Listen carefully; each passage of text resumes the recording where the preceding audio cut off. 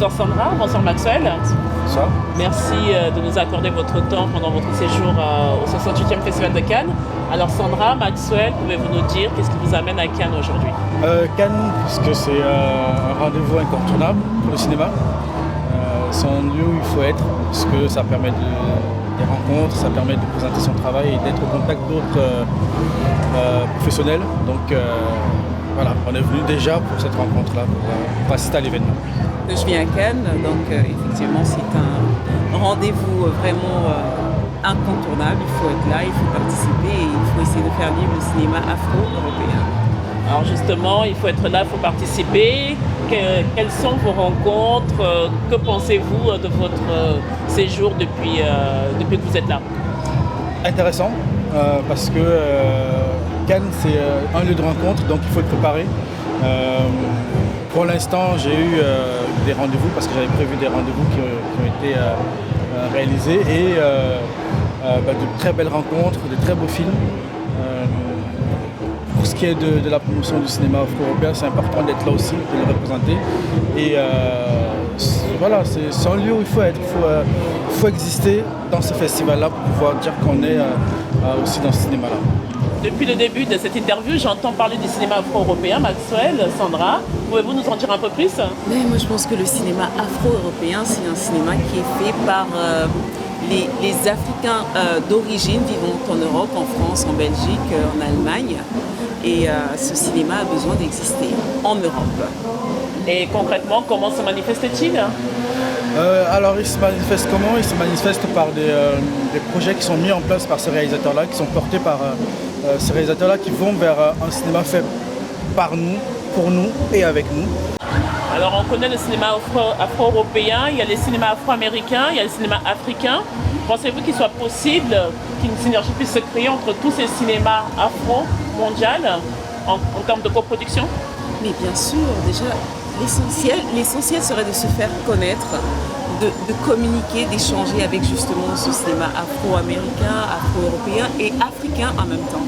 Donc il serait bien de créer des organisations, des meetings, des rencontres et bien sûr de créer quelque chose. Ça va être magique et je pense que ça doit exister, ça doit se faire. Par exemple, Sandra, vous êtes basée à Londres, Oui. Vous travaillez, vous vivez à Londres. Oui. Est-ce que le cinéma afro-anglais vous semble plus facile que le cinéma afro-français en termes d'opportunités? Mais bien sûr, il est très représenté visuellement, publiquement, nationalement.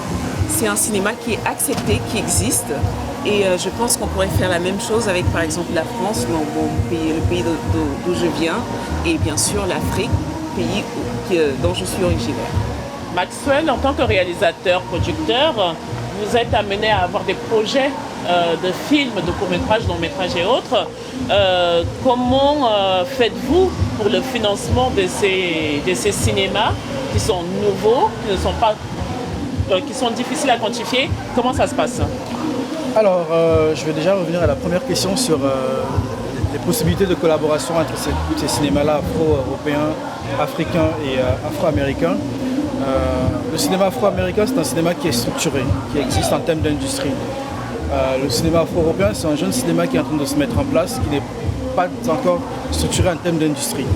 Il y a des réalisateurs, mais l'industrie en elle-même n'est pas encore structurée pour qu'il puisse y avoir de vraies collaborations entre ces industries-là.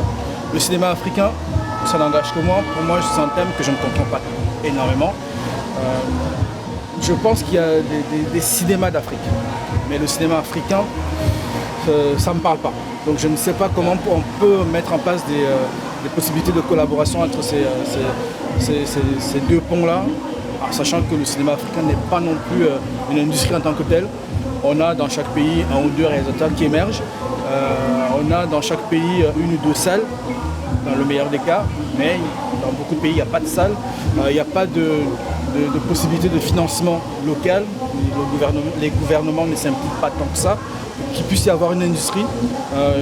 Donc il y a énormément de choses qu'il faut déjà mettre à plat pour pouvoir créer ces industries-là, pour qu'il y ait des collaborations saines.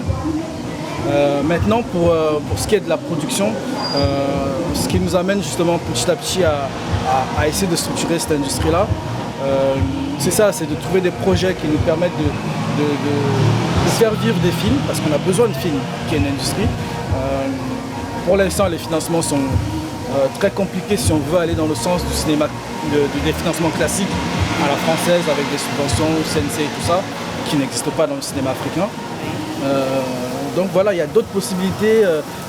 On essaie de trouver des financements privés, parce que voilà. De quelle manière, financement privé? Alors il y a des hommes d'affaires qui ont beaucoup d'argent, qui ne savent pas quoi faire. Il y en a plein qui sont à Cannes, ils sont en train de faire la fête et tout ça.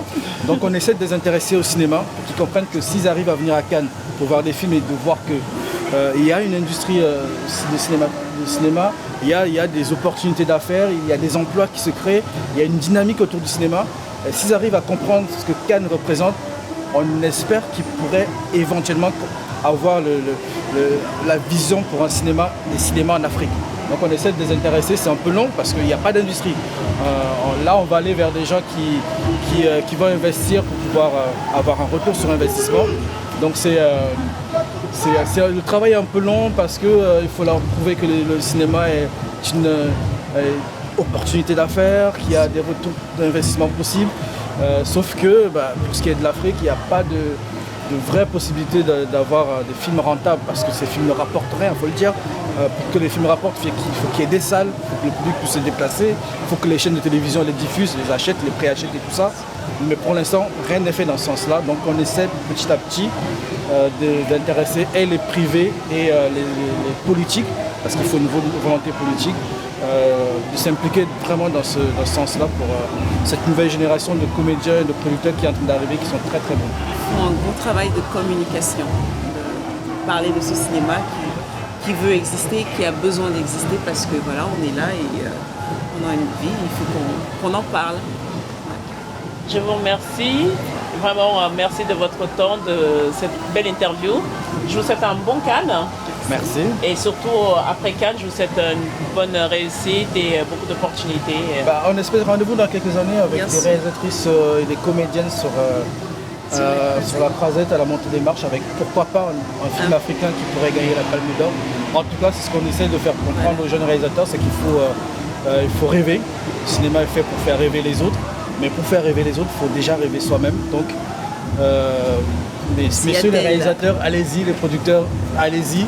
Et surtout les investisseurs, on a besoin de vous pour faire exister ce cinéma-là. Et les comédiens afro-européens, montrez-vous un peu plus. Yes, we can. Merci.